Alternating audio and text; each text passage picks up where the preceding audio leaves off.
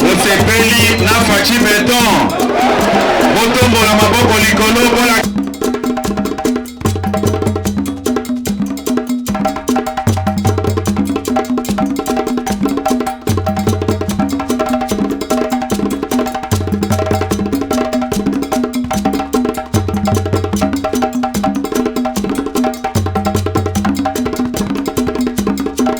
La République a besoin de jeunes, la République a besoin de gens déterminés pour faire changer des choses. Madame, Messieurs, bienvenue à votre émission Le Zèbre, représentée par votre humble serviteur Jonathan Safou, l'homme de la Nouvelle République. Comme vous le savez, l'actualité a beaucoup plus dominé dans l'Est du Congo, donc on a M23 va continuer toujours comme nous, on a FARDC pour récupérer le territoire du Congo. Mais on voit cette détermination, il y a FARDC pour nous ennemi. Nous allons parler aussi toujours, il y a Est du Congo pendant sommet extraordinaire, il y a EAC acte de ne plus renouveler le mandat dans la partie Est du Congo.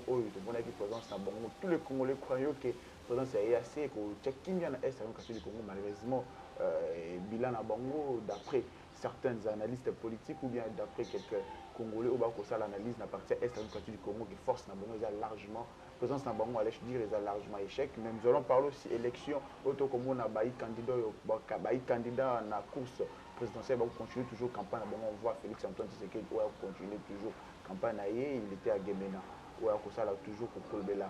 Bilan a continué à faire le deuxième mandat. Moïse Katoumi de son côté, il a critiqué le pouvoir, sortant bien le régime pour le régime la promesse. Sur ce plateau, nous restons pour vous le docteur Tati Tswaka, président cellulaire, il y a une cellule nouvelle génération, mais aussi coordonnateur, il y a collectif de présidents cellulaires, il y a Mwamba, Oyo, Tokoloba, Boïma Mboka. Merci Ndeko Jonathan Safou, l'homme de la Nouvelle République. Ndenge tolobaka tozaka na esengo ntango nyonso bobengaka biso po toya kokabola makanisi na oyo etali mboka na biso République démocratique du Congo pe très cher parti nanga UDPS Tshisekedi.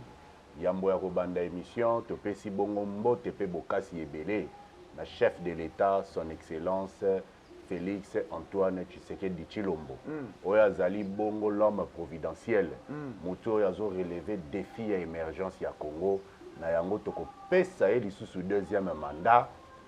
Cette fois-ci na majorité écrasante il y a 499 députés pour Mawaizate.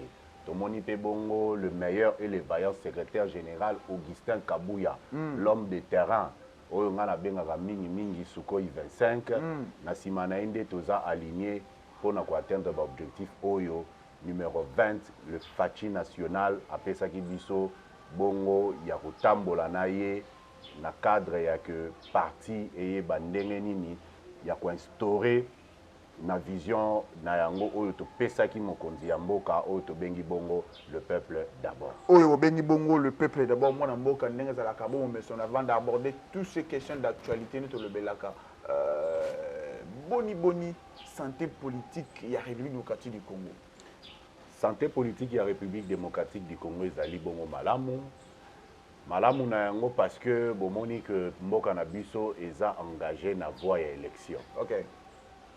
Oyo toyebi que le 20 décembre 2023 Congolais nyonso esika azali oyo azali bongo na âge ya majorité oyo azwaki bongo carte d'électeur na ye aokende kopona oyo ye président de la République, député national, député provincial pe bongo cette fois-ci conseiller communal. Oyo ezali une première depuis que l'élection ezala organisée na République démocratique du Congo. Espérons que vous allez payer et ça la maman na mboka.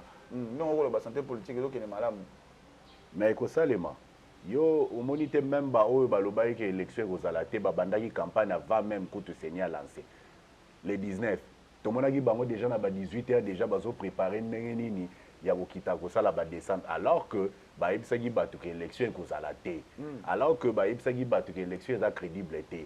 Alors que ba ebisaki batu que Tshilombo azokosa mais kaka bango batali boso bakoti na nzela wana ya campagne pona kolakisa ete makambo Félix Antoine Tshisekedi Tshilombo alobaki ezalaki sérieux et puis bango nyonso basaligné pour que makambo Félix Antoine Tshisekedi Tshilombo alobaki ezalaki sérieux pour que bango nyonso basaligné na élection ndenge koloba mais kotala lelo ndenge maponami yo kosalama mapona ndenge koya na 2023 awa le 20 décembre bato mingi d'après quelques analystes bakomona beaucoup plus intérêt aux alliés que se pencher dans le régime autre en quelque sorte régime sortant mwana mboka.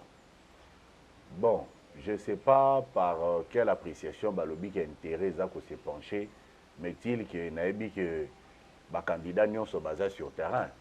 Bango nyonso bazalaki comme aligné comme ba candidat président de la République à part ba oyo ba misusu oyo bazali toujours na course ba ko porter Denis Kadima plainte ba ko porter Peter Kazadi plainte pour déplorer comportement ya patron ya sécurité ya République démocratique du Congo na mokambi ya Seni parce que azoko tia candidat président de la République bon on na conforme mon côté.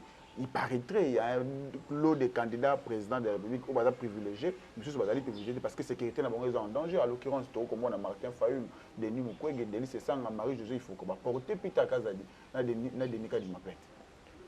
Mais bon, je ne sais pas raison il y a plainte tu vois les anini, mais ngai na monaki na ba vidéo ou etambolaki même na ba réseaux sociaux, na monaki ndeko Peter Kazadi a tchaki à disposition il y a lokola ndeko candidat Noël Echani. Après ça qui est le service de sécurité, la police et autres pour y accompagner. Je crois que ça qui en peut-être pour les autres aussi. Mais il ne faut pas oublier qu'il y a d'autres présidents cellulaires qui se sont annoncés déjà démissionnaires. Ok. Bah, s'annonçait déjà que Bango, Barokende Lisusu, la campagne était se rallier à tel ou tel autre candidat.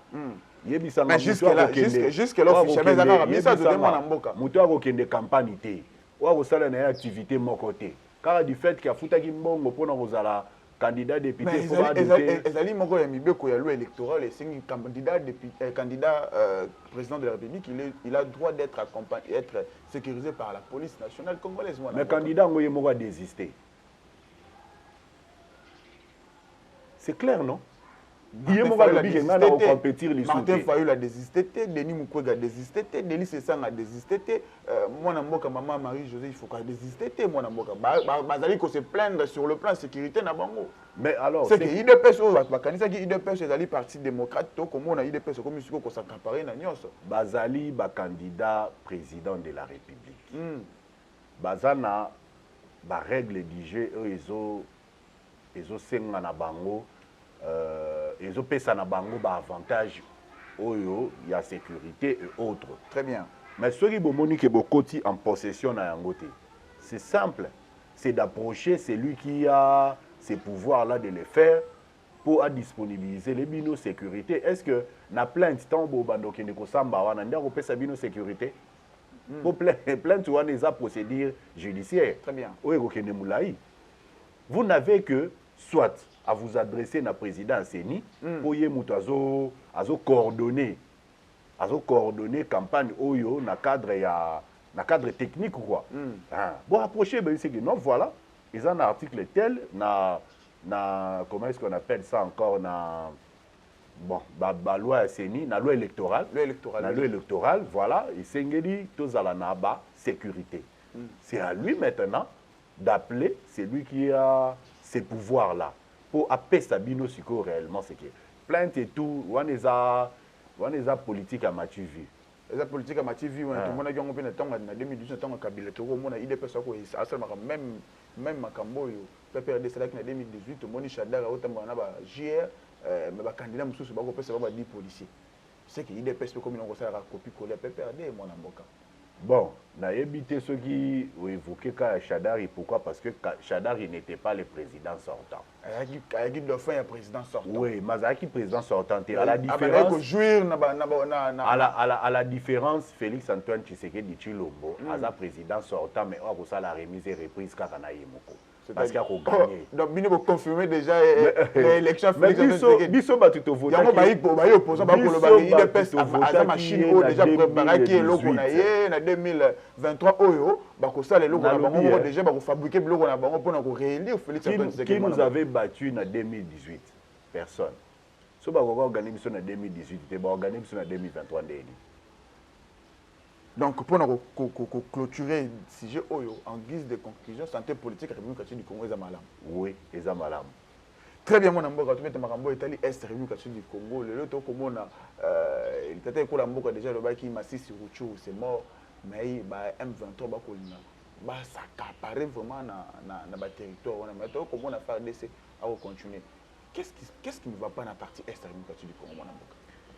Yamboko répondre à Motu, on a opé Saliboso, merci mingi pe félicitations et belé na forces armées de la République démocratique du Congo, FARDC. Très bien. Ba vaillant, oyo, ba pesa bon moïna bango pour na battre la école. Ba ke bisika bazali, bazana accompagnement, il y a tout un peuple. Tous en a confiance kaka na bango. Ndenge na banda koloba yango banda ba émission na nga ya mbotina mokona lelo na ko continuer ko insister que la confiance de la République démocratique du Congo ezali kaka na FARDC. Ba continuer ko battre l'intégrité territoriale, ba continuer ko bunda pour que ata 1 centimètre ya Congo na biso ekende te pa ya banguna et le pays le sera redevable. Le pays sera voilà. Pona motuna na yo Dengo lobby, tous ont constaté que M23 a boya naé procédure il a cessé les faits. Parce que si le lot oyo M23 continué a boya procédure à cesser les faits. Mais oui, bien qu'il y a signé un accord wana, mais tous ont monaé. Est-ce que ça va vraiment M23 même signé un accord wana? C'est ça maintenant le grand problème parce que tout le monde a place il y a M23 président, il y a Ngambu, il y a ba voisin, il y a Rwanda. Il y a un accord wana et il y a inquiétant biso tu as même dénoncer en na ba chaîne no bien na émission na biso pour dire que comment makambo oyo baloba ki za ba congolais il y a ba rebelle congolais mais c'est le président de la République de notre pays oyo makambo Italie était ndazo ya ko signer ba accord wana donc on a compris réellement que M23 c'était l'ombre qui cachait le Rwanda et na sima ya Rwanda wana il y a la communauté internationale mais biso to lobi boy du fait que bazo continuer na koluka koyiba eteni ya mabele ya bakoko na biso o batikela biso parce que le président rwandais Paul Kagame l'avait déclaré que guerre o bazo sa na Congo eza guerre ya mabele mais ayeba que tangu bakataka Afrique na conférence de Berlin na 1985 na biso na etozalaka te. C'est Dieu qui a voulu assez que ba limite ya ba territoire o ya biso esuka awa ya bangwe banda awa mais le pôle ya linga déplacer ba borne ya Congo pays de la promesse ayeba que molaise sur son dos mais il aura également le ciel sur son dos parce que nzambe de muta permettra que ba limite wa nesalema le pôle lingi ko continuer derrière M23 ayeba que kalamingité dans un avenir proche. On ne parlera plus de cette histoire, mais on ne parlera plus de Paul Kagame au pouvoir au Rwanda. Mais aujourd'hui, qu'est-ce que le peuple congolais peut retenir dans la démarche diplomatique qui est chef de l'État pour la partie Est, précisément, il y a la République démocratique du Congo? Congolais Nyonsu a compris que le chef de l'État s'est battu avec tout son cœur pour démontrer à la face du monde que le Congo est agressé. Ce n'est pas une rébellion, mais c'est plutôt une agression rwandaise. Et tout le monde le sait. Les loyaux de voix se sont levés pour dire que Makambo est au na Congo. Moi, c'est une question. Mais la parenthèse, politique du Congo, beaucoup plus, il y a une union sacrée. Pour ne pas dire seulement l'UDPS, parce que le chef de l'État n'est pas seulement accompagné par l'UDPS. La politique, il y a une union sacrée. Il y a eu de voix où il s'éleva pour la partie Est du Congo. Est-ce que ces voix-là, ils arrivent vraiment à voir sincère, tout à voir vraiment hypocrite pour nous ramener intérêt dans mon personnel, mon amour? Bon, sincère ou pas, nous, l'objectif est atteint. Parce que le monde entier est confirmé réellement que les Salimana Est, ils ont rébellion et mes agressions. Monisco, il y a une photo, il y a une image, il y a une armée rwandaise et au quota dans la République démocratique du Congo. Il suffit encore de croire. De quoi pour que tout le monde réellement qu'ils aient agression. Mais qu'est-ce que la communauté internationale fait au-delà des dénonciations au Bazosal? Rien du tout. Rien. nous Mais constatons. en quelque sorte, on peut dire que la démarche diplomatique qui est chef de l'État, est un échec total. Pas du tout. L'objectif est là quitter que communauté internationale, à travers l'organisation Nango, et agir. L'objectif était assez que quand nous allons réagir, voix et s'élever pour dire qu'on attaque la minorité, tout. C'était ça l'objectif. Ok. Donc l'objectif est atteint. Tant que bango ba ye ko meka biso ko tia biso musapina lisu, tant biso to ko répliquer et comme Mathéo ndenge balobaka épiration ethnique. Balengi bazo s'attaquer na batuti et bazo sala boy. Ti ba comprendre. Mais armée Nabiso et s'est reconstruit. Si on se rappelle, si on se rappelle, Monique a attaqué sur le terrain. Je crois que Aroken est encore plus loin que autres. Si on se rappelle, l'objectif de la démarche diplomatique, le plus grand objectif de qui mis en partie Est du Congo. Effectivement. Le plus grand objectif de aussi la population Est du Congo va vivre sur un camp et va déplacer. Moi, avant de se coller avec classe, ville. 100% mais qui na toute la question qu'on répond à mon emploi maramba est olinga ngolo ko pesa intérêt raison mingi côté de ko la mboko olinga ngolo bela échec de ko la mboka te objectif vous allez qui kimia mais kimia ngo pendant ces 5 dernières années oyo azui ko kamba Congo atteindre objectif ya STT ce ko boni bino bino boko lo baga objectif vous allez qui ko réveiller comité international pour que basi le ko acte que les gens qui qui rébellent mais agression il y a pays qui soutenir les rebelles il y a M23 au lobby bien objectif est qui kimia de vos journalistes mais kimia wana eza communauté internationale tende au pesa biso kimia wana eza biso moko na armée na biso na ba service de sécurité na biso nde tokotia kimia na est yango wana na yebiso yo que il fallait que faire comprendre à la communauté internationale que Oezo Salema est rébellion. Avec rébellion, on pouvait discuter. Très bien. Mais avec l'agression, on ne discute pas. Okay. On agit. Tant qu'on agit, et comme attaquer, oh, Moni, bazo attaquer, Rwanda, et voilà. Ils ont compris. Donc l'objectif est atteint. Il y a un Moni, au même moment, le chef de l'État était en train de restructurer l'armée. Donc, du fait que l'armée soit comme restructurée, donc, aux hommes que celui sous Koy 25 et Mati, il y a des pertes énormes dans la Baïné. Tout le bas que na Mikola Rotanga a ndenge le bien armée a restructuré, na Mikola Rotanga tout le monde a frappé l'armée na biso. Bien sûr, bien sûr. Et puis il le sait, même Yemoro Kagame il le sait. Il le sait. Yango Moni dernièrement awa herba ndeko na biso ba vaillant congolais ou ba telemaki ba wazalendo baloba ke tokotika ba yini ya mboka na biso ba sila na kokota pe koyiba mabele na biso te tant ba telemaki ba gangaki kuna na ngambu na bango o na armée congolaise de mutezo bunda eza nango ba wazalendo te mais tant bango bazo bunda qui dénonce que ba boyi procédure ya cesser les faits personne ne le dit mais tant biso toko attaquer et comme c'est pour cela cette fois-ci ça ne sera plus le wazalendo mais ça sera réellement l'armée congolaise qui va se battre contre l'agression rwandaise. Certainement, l'armée congolaise qui va se battre contre l'agression rwandaise. Mais moi, il faut y rappeler ici que Bunagana a été oublié par le gouvernement congolais. Ça fait près de 2 ans que Bunagana est sous contrôle. Il y a Baï M23. Tout ce qui est comme avantage, intérêt, il y a Mboka autre dans la partie, il y a Bunagana, et il y a Baï rebelle. Bino na niveau na bino ya union sacrée beaucoup sentir ndenge temps beaucoup moins toujours Bunagana ils sont toujours sous contrôle M23 c'est vrai au lobby que Bunagana ils sont sous contrôle ya baini na biso mais ce qui est vrai Bunagana ils en ont kaka République démocratique du Congo tout le monde a drapeau ya Rwanda kune matate dans la minute au bat bazakuna bazo vivre nanu na Congo c'est vrai que nous avons rencontré beaucoup de difficultés na lobby au chef de l'État bandaye pour ça là.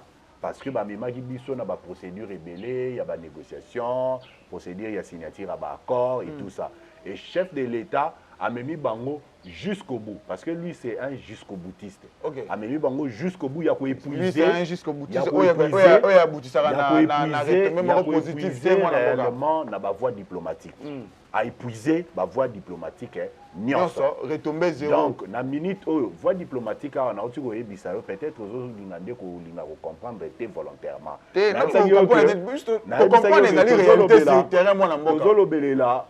Voie diplomatique où ils allaient engagés, c'était pour que la communauté internationale s'assure ou confirme que ce qui s'est fait à l'Est, ce n'est pas une rébellion, mais c'est plutôt une agression. Et ce qui est fait. Mais la paix sera établie par la République démocratique du Congo elle-même. La paix en aucun Mwanamboka. Ça viendra. Ça viendra quand Mwanamboka. Et ça, la maladie, il y a un bango, mais pour que vous soyez guérison, ils ont un traitement oyo et tchama en place malembe guérison et kokota. Est-ce que yo kobanza pena baïba to ba kovanda na Sud Kivu Nord Kivu ba ko peut-être ko la mboka ba vona bango pour na deuxième mandat? Oui, parce que tata ekolo ya mboka. Na bilani ya kolobela bango. Parce que tata ekolo ya mboka lekaki kuna. Aleki kuno moni tomoni na kini population kini ndenge réagir mona population ti wana ba bloka triquer ya ba réseaux sociaux wana nangala yo tomoni bino ba ide pesa bozala kaka population ya bino bozala kaka chef de l'état population nyonso ya est ici quand nyonso chef de l'état leki en tout cas bazalaki en masse derrière le chef de l'état pour nous et puis lui confirmer que réellement le 20 décembre, il va voter numéro 20. C'est-à-dire que il va se rendre à Beni. Pourquoi pas? C'est le Congo. Pas ça va Beni. Sur le Beni Bango pendant ces 5 ans. À quoi ebisa bana Beni kaka ndenge pa ebisi bandeko ya Kindu abibo pesanga deuxième mandat pour permettre nga na silisa mission oyo na bandaki. Tozo consolider ba qui to boy ko répartir à zéro. OK. Mandat, il y a mis balai et qu'on permettre au chef de l'État, avec la majorité qu'il aura, à ça là réellement Moussala. Tu as vu, le premier mandat, c'est que nous avons connu comme obstacle. Tout ça, il pratiquement 2 ans, 2 ans et demi, au chef de l'État, il n'arrivait pas à mettre réellement sa politique en place. Okay. Il fallait la négociation et tout ça, jusqu'à ce que obtenir quand même moins majorité avec l'Union sacrée. Mais ce qui est encore un peu plus difficile, parce que l'Union sacrée en soi, c'est des gens qui sont venus accompagner les chefs de l'État pour leurs intérêts personnels. Alors que nous, l'UDPS, nous accompagnons les chefs de l'État pour l'intérêt de la République. Le peuple d'abord. On va se retrouver pendant 5 ans. Il y a un moment où on a besoin, il y a 5 ans où il y a topé sa majorité, il y a Bissomoko. Il y a Bissomoko UDPS. Sans aller. Très bien, mon amboka, tu peux continuer toujours. Torozoa primature. Le prochain premier ministre sera de l'UDPS. On a raison pour déjà des machines politiques, électorales, primature, ça va raison. Aux abisso sur le terrain. Aux abisso place sous CG Augustin Kabouya Zoleka. Ni population, ils ont déclaré tout haut. Bon, yo comme on a ndenge battu ko ba ko le katen ndenge population ko le battu bino boko le baga. En tout cas, on a monité jusque là. Très bien, mon amboka. Bon, ça fait intéressé. Moi, je suis UDPS et je vois l'intérêt du chef de l'État et l'intérêt de la République. Très bien, mon amboka. On rappelle que nous sommes avec le docteur Tatiti Soukwa. Et Tatiti Soukwa, président cellulaire, il y a cellule nouvelle génération, mais aussi coordonnateur, il y a collectif, il y a président cellulaire, il y a Mouamba. Tobo son ami Ming Kolobela Kadali Moko, il y a structure commune, il y a structure, il y a médecin, il y a UDPS. C'est avec lui que nous sommes en train de parler de tout ce qui est question d'actualité politique en République du Congo. Namoka, tout clôturer sujet à Est, la République du Congo, na sommet extraordinaire au SADC, na IAC Basalaki, pour nous avoir acte, il y a prolongement. Pour renouveler le mandat dans Bangote et il y a renouveler le mandat dans Bangote dans la partie Est du Congo. Et ça bien gagné parce que je me rappelle presque qu'il y a une émission sur Sali, au Tolobeli Est, au Tikalo, on n'a jamais pour la EAC. Pour le temps où il y a EAC 8 actes, il y a une décision à République pour renouveler le mandat dans Bangote. On se sentait qu'il En tout cas, merci beaucoup pour la Motunawana. Je te dis aujourd'hui, moi je suis l'homme le plus heureux. Ok. Parce que depuis le début, il y a positionnement, il y a EAC pour que Baya accompagner Bisso na restaurer paix na mboka oyo. Moi, je n'étais pas chaud. Parce que je ne voyais pas un étranger venir rétablir la paix na Congo, en sachant que mboka na biso kim kozanga kimia na biso eza suite ya sol na biso na sous-sol na biso. Ça veut dire que batu wana tango bakoya na komona oyo eza na mabele na biso comme Nkita bako changer position pour bakomaka na bango ba affairiste to mona rango même na Monisco depuis plus de 20 ans yango makambazo sala eza nango affaire pour paix et yate. Nazwaki kaka exemple wana ya Monisco pour dire que EAC ko sala même eloko yango je ne comptais que sur nos vaillants soldats au Tobengi Bongo. Mandat wana ya EAC ezalaki mandat oyo bande ko empêcher réellement FARDC et opérer et agir. Okay. Parce que tout qui en fait FARDC un peu en sourdine, un peu en attente pour que toute la mission ya EAC soit ba réussir couper sa biso paix. Donc une fois que EAC et kolongwa na solo na biso, ça sera maintenant l'opérationnalisation de nos vaillants FARDC. Donc, ici, et c'est à ce moment-là que incessamment le FARDC va être activé et sur terrain à combattre na FARDC azate. Mais c'est qu'on comprend Félix Antoine Tshisekedi est victime il y a chef de l'État pays africain. En fait, le chef de l'État, avec sa diplomatie agissante, a l'ingaki a même option diplomatique jusqu'au bout. Pour que vous allez accompagner la RDC, vous allez donner la paix en République démocratique du Congo, pour réussir en côté. Donc, si vous avez agir afin que la population na biso ya Est et sur toute l'étendue de la République bazwa kimia ekozala définitive. Kimia ekozala définitive mwana mboka wana ezali maloba yo koloba toujours concernant makambo etali Est et République du Congo. Kimia ekozala définitive na partie Est et République du Congo. Tout le bien makambo etali be élection to comme on a ba candidat tout le bien beaucoup plus candidat président de la République, peut-être vous allez aborder quelques questions qui concernent les candidats députés nationaux, mais sur le plan actualité, vous allez beaucoup plus fixer pour les candidats président de la République, comme Martin Fayoul, où il a continué la campagne, certainement demain, il se rendre déjà dans la partie Est du Congo. Moïse Katumbi a attaqué directement le régime sortant pour lui, il n'est pas président Oyo, il y a une promesse. Azali président Oyo ko s'enrichir na Congo parce que si azwa nyonso ba benga na ba régime Oyo ba ko s'enrichir pour que Congo et continue toujours kozala na souffrance. Bino tant ba ko ba benga na régime Oyo kozali kansa ezo s'enrichir. Le régime on azali IDPST. En parlant même des candidats Zamoko, il n'y a qu'un seul candidat, le numéro 20, le candidat unique de toute la population congolaise.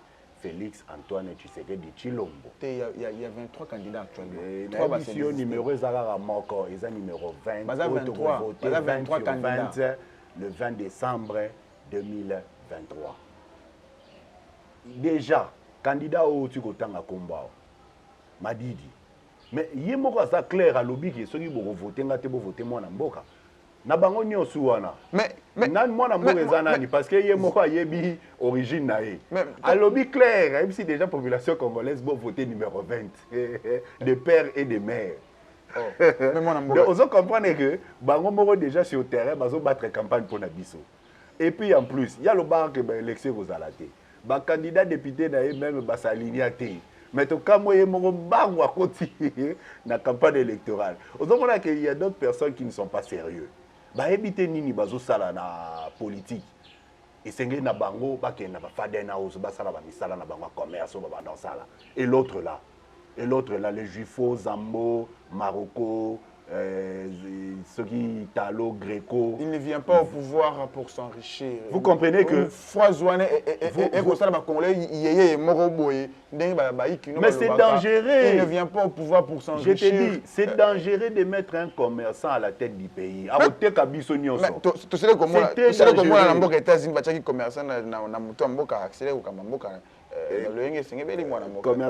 Donald Trump c'est dangereux de mettre un commerçant à la tête du pays. Donc, tout ça, les nous avons un candidat président de la République, c'est le numéro 20, Fachi Béton, Fachi National, Félix Antoine Tshisekedi Tshilombo. Mais moi, je suis toujours dans la ligne Oyo.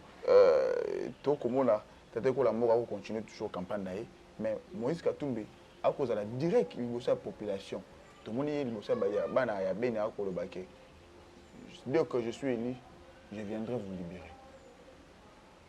Yemo na aza libéré te libéré batundeni azana en prise ya communauté internationale. Yoso yokaye depuis makambo est banda oso kaya condamné Rwanda. Oso yokaye Yemo na aza libéré te libéré batundeni. Eza distraction. Atika ko distraire batu to yebi jeu azo jouer. To yebi batiki la mwana mboka de père et de mère o asa banda ki mission na ye o biso to lobi biso le Congolais. Tozo consolider ba acquis. Toboy ko repartir à zéro. Très bien. Mutu oyo kuta gera province moko pendant je crois près de 9 ans. Très bien. Toyebi ce qui s'est passé. Ba conflit d'intérêt. Akoma akotana ba commerce à batu. Asala ba makambo nyonso toyebi. Bongo lelo to pesa gestion ya mboka. Ah, mais to se retrouver biso nyonso to komi soki ba juif. To komi ba zambien. Hein?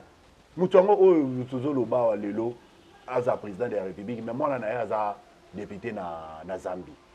Muto tozoloba aza président de la République to mona Félix Antoine Tshisekedi Tshilombo avant banda campagne ake na mausolée ya papa pour na oyebisa ke papa nazo continuer masolo oyo tikela ki biso l'ex-sphinx de heureuse mémoire Etienne Tshisekedi wa Mulumba mais ye tomoni ye ake kuna na epa na bango avec autant tata na ye mais vous comprendre. Il faut quoi pour te comprendre que le candidat Zara Moko, numéro 20, le 20 décembre 2023, Félix Antoine Tshisekedi Tshilombo. Nous avons retenu comme on a souka émission, mais surtout aussi émission de ce que Bel Magambo Italie, l'IDPST. Comment l'IDPS se prépare déjà pour affronter ces séances électorales ou est-il quelques semaines là? L'IDPS, Oungaï, Nalubaka, le meilleur et le parti le mieux implanté au monde. Depuis Ebandeli Yamanda Nabiso, depuis le premier jour Yamanda Nabiso, l'UDPS a commencé déjà à se préparer pour un second mandat. Dans des Tozawa, tout est déjà fin prêt. Tozo Zelara pour siffler bête le 20 décembre pour que déjà à 7h, 8h, tu inondé déjà le bureau de vote. Déjà na Tongo Wana, tu bêtis déjà numéro 20, déjà 2-0 contre ses adversaires. Tu bêtis na Tongo. Tout ça déjà prêt, la base na biso déjà nion soit déjà mieux informé et d'ailleurs biso so ba ki kaka lelo peut tenga tokeni yango moni nous n'avons géré que aux élections to lo baki makambo négociation ezate to lo baki makambo ya ba accord ezate to lo baki ke mutu nion soit se préparer ce qu'on a besoin soit pouvoir le cas na nzela ya élection. Donc l'UDPS est engagé pour que cette fois-ci, majorité ait accompagné le chef de l'État. Je dis bien majorité, il y a UDPS. Majorité, il y a Baliété, Ninité, majorité, UDPS Tshisekedi. Majorité, il y a UDPS Tshisekedi. Parce que non seulement nous avons notre parti, dans le cadre réaliste et à partir où ils sont alignés, mais nous avons aussi des structures mosaïques de l'UDPS. Très bien. Donc quand je parle de la majorité UDPS, je vois notre parti IDPS avec ces structures mosaïques. Okay. Donc on va avoir cette majorité pour que tous les premier ministre Nabiso, on a kati ya mutu na ye, azana tshisekedisme, pe azana notion ya le peuple d'abord, pour que permettre biso réellement na second mandat oyo, to sala ba attente au union sous peuple azana au chef de l'État à saliter na premier mandat. Très bien, mon amour, comme nous avons émission M. Baïk, on va à travers la Nouvelle République Télévision, message ni au sa bango. UDPS viva. Tolobi bongo na Congolaises et Congolais nyonso. Bisika nyonso bozali sur l'étendue de la République, même na bamboka o nyonso eza aligné pour voter président de la République le 20 décembre 2023. Numéro ezaraka moko. Numéro 20, Félix Antoine Tshisekedi Tshilombo. Il a déjà beaucoup fait pour le pays. Il a décidé que tu consolider Baki. Cette fois-ci, tu as biso population congolaise, tu paye majorité. Parce que majorité, tu as un régime semi-présidentiel ou semi-parlementaire, mais il permettre à mettre réellement politique en action. Il y a un lobby pe bongo, na base nyonso, il y a Kinshasa, pays la République démocratique du Congo mobimba. Oye ko voter ba candidats députés nationaux, provinciaux, pe na ba conseillers communaux ou municipaux. Toyebisi bino que voter UDPS. Voter UDPS, si pas voter mosaïque UDPS. Nde yango toko bimisa pe na mboka oyo na ba difficulté to na ba réalité nyonso difficile où ils ont entouré pays na biso pour que émergence ezala désormais au rendez-vous. Namo amba numéro ezase moko ezali 769. Oyo ezali numéro ya le meilleur et le vaillant secrétaire général Augustin Kabouya Chilumba, le monabouté du chef oyo na benga mingi mingi sukoye 25. Na yango na ici ba président cellulaire nyonso to battre campagne pour le chef de l'État, ndenge tozali ba membre ya équipe ya chef de l'État ya campagne officier des chefs de l'État, to battre campagne et puis to battre campagne pour na ba candidats députés na biso provinciaux, nationaux, pe na ba conseillers municipaux. C'est une nouvelle génération. Ensemble avec vous, nous allons réellement relever les défis de l'émergence. Alors, to PCP Mbote Mingi na DG, il y a journal officiel, il y a Guy Modiavita, sans oublier l'excellence ministre de la Santé publique, Hygiène et Prévention, Dr Samuel Roger Kamba, na Simana Epeto Moni Bongo, le coordonnateur national de la couverture santé universelle, Dr Polydore Bongani Kabila, sans oublier le VPM de la fonction publique, Jean-Pierre Liaou Ebo. Et voilà, nous sommes arrivés à la fin de notre émission. Nous allons parler de l'actualité politique en République du Congo et de la d'Ivoire. On a reçu pour vous le docteur Tati Tiswaka. Pour nous rappeler qu'il y a le président cellulaire, il y a cellule nouvelle génération, mais aussi coordonnateur, il y a collectif à la présidence cellulaire, il y a Moamba. C'est avec lui que le Bel Makambo est allé politique, il y a le Congo. Nous le barra toujours, peu importe nos divergences, on est tous congolais. Qu'on se le dise, c'était donc Jonathan Safou, l'homme de la République. Au revoir.